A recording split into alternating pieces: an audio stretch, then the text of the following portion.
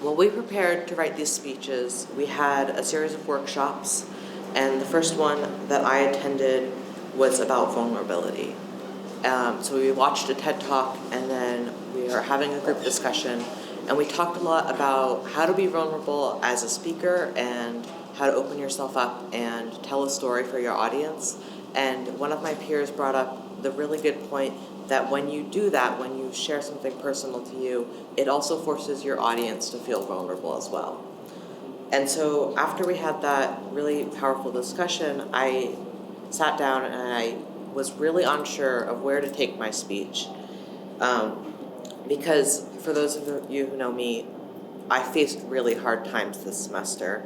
I struggled a lot, and those were issues that I wanted to talk about and I wanted to acknowledge in my speech.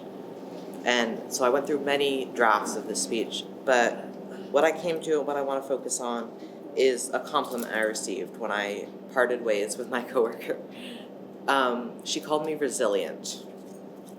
So, as I said, I put up with a lot of hardships, and I was really close with my coworkers so that they knew what I was going through. But I put up with all those things because of the connections I made at my internship with 826 Boston, at the Boston Teachers Union School, and just the overwhelming level of acceptance and kindness I received from my coworkers and my mentor, also school faculty and staff, and especially all of the students that I worked with, which according to my mentor, I worked with every single student in that school at least once. I got to see myself grow tremendously this semester. I went from having no idea how to interact with students to being able to lead and assist in their writing, to step in and provide discipline and instruction whenever I was needed. And that wasn't the only positive thing that was happening at my internship.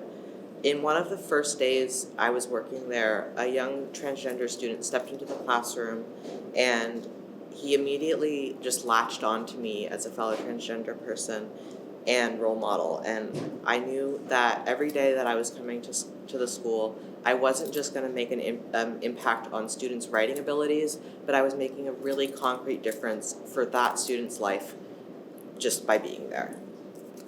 So my message is everybody faces difficult times, and we all push through those times because of the good things in our life.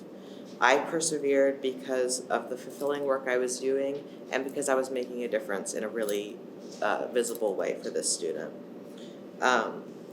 We are only as resilient as we have the internal and external resources to be. So ask yourself, what are you facing that's difficult? Why are you not just giving up? And then flip that and ask, is someone I know facing something difficult? How can you help? How can you strengthen your own resilience and contribute to the resiliency of others? Thank you.